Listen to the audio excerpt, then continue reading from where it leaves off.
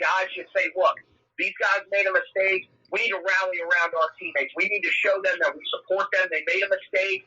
We need to move on from it and just, we know what our goals are. Now let's get back to trying to accomplish them. Or this could be a moment where the team falls apart. I'd like to think that you've got some mentally strong guys on this team that can get this thing and, make this a learning experience. But we'll just have to wait and see.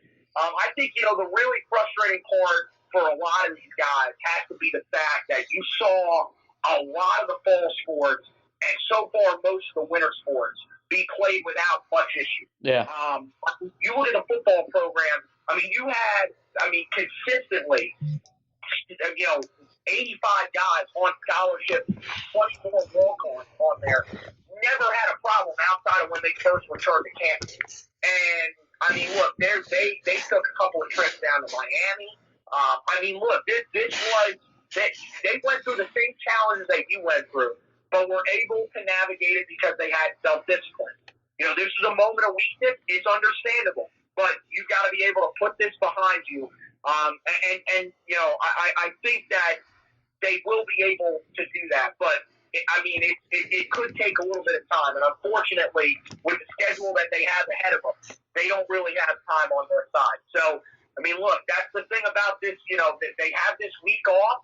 We think that might be able to get them out of a rhythm, but at the same time, it might be good because I think if this team had to turn around, let's say on Wednesday or Thursday and play a game, I don't know if the relationships would be as mended as they would want. Now, you've got pretty much a week to have those heart-to-heart conversations that I mentioned, sit down and really, have some of these guys explain how this is hurting not only the guys that are going to be punished, but the team around them. And I think, we'll see if it's a bonding experience or if it's one that bears apart.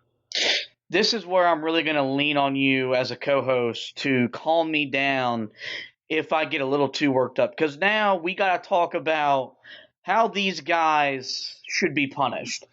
The question isn't should they be punished. The question is how much of a punishment is fair and how much is too much. I am of the belief that at the minimum, the absolute minimum, they don't play at Virginia. That's at the minimum. Now, do I think their scholarship should be revoked?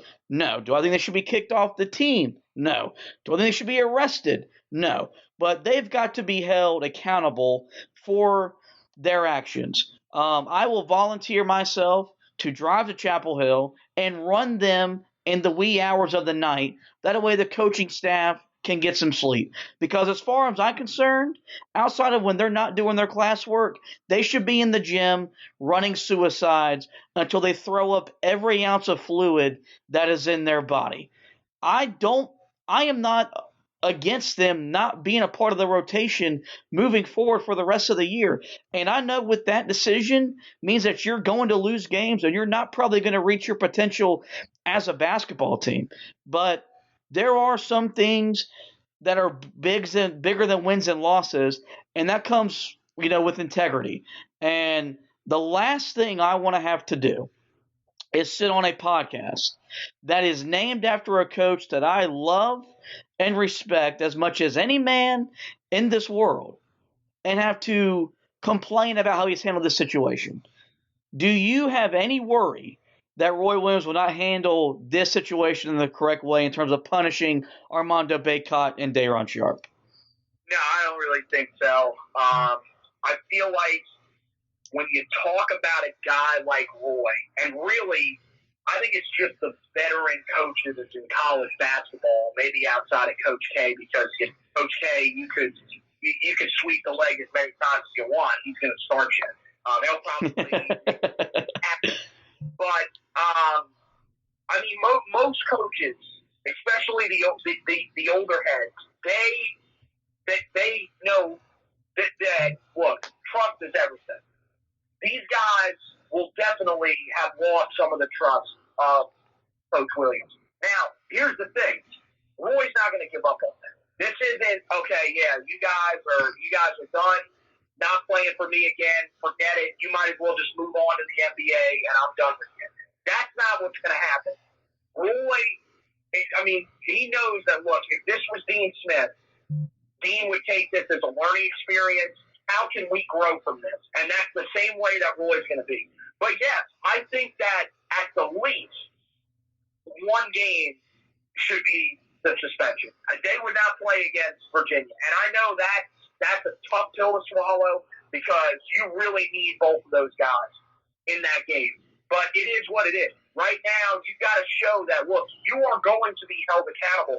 Because one of the big things that we have to remember about what's going on right now, we have no idea when this is ending. Yeah. This could be another season. This could be another 2 or 3 seasons. We have no idea. So this is something that guys right now have to just get used to and have to think in their mind. We could be playing like this for the next couple of years. So we've got to buy in to this mindset. You can't have lapses like this because if you just let this go, there are going to be more and more lapses as the season goes along.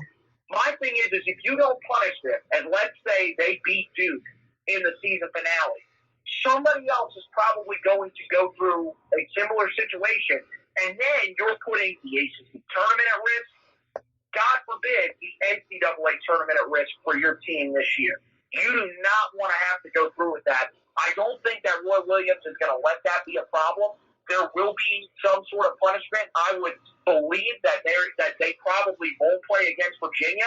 And, yeah, I find it hard to believe that either one of those guys will be starting anytime soon. One of them may eventually get back into the starting lineup, but I think Garrison Brooks will definitely be a starter going forward, and I would not be shocked if for the next handful of games at least, if not the rest of the season, Walker Kessler is the man that is beside him. And, one of the things that really stinks about this is that it puts a lot of pressure on Walker Kessler, a guy that we were, hoping would be able to sit, grow a little bit. He's played sparingly because we've seen that he's had his struggles adjusting to the college game. Now he's forced into a bigger role. The one that it really stinks for, though, is now the amount of pressure that Sterling Manley is going to put on himself to try to come in and be effective right out of the gate is concerning to me. This is a guy that needed all the help that he could get around him to be able to have time to rehab from that injury. This isn't even comparable to the Anthony Harris situation. I know what Anthony Harris went through was brutal. This is a guy that we thought had lost his career. We thought that this man was done playing basketball in Carolina because it just did not seem like there was progress being made.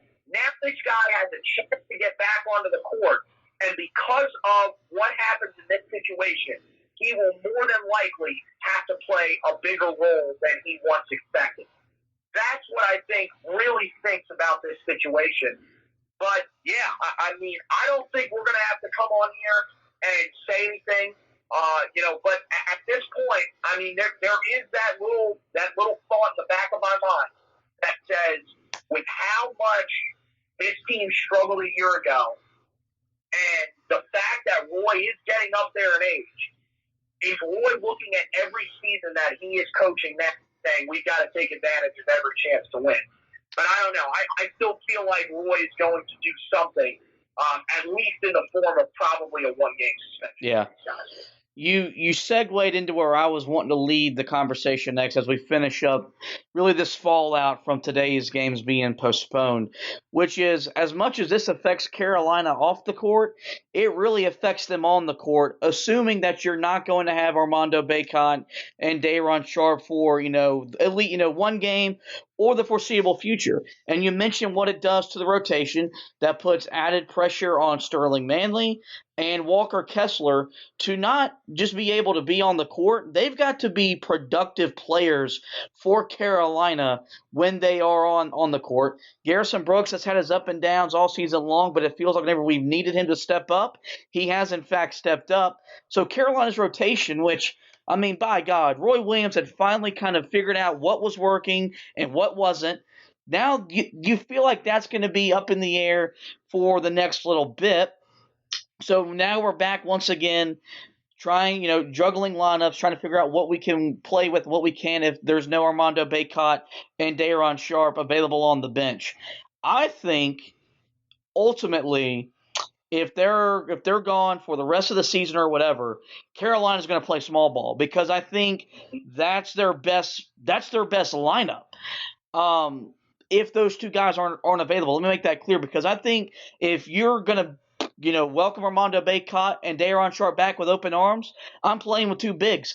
It proved on Saturday against Duke when Duke went really small and Carolina stayed with two bigs. It's still effective. You can still win high-level basketball games playing that style. But if we're going to act like those guys aren't going to be here, Carolina's best lineup is going to probably be Caleb Love, Kerwin Walton, Anthony Harris, Leaky Black, and Garrison Brooks on the floor for the majority of the minutes. How do you see Carolina's rotation in their lineup moving forward after this?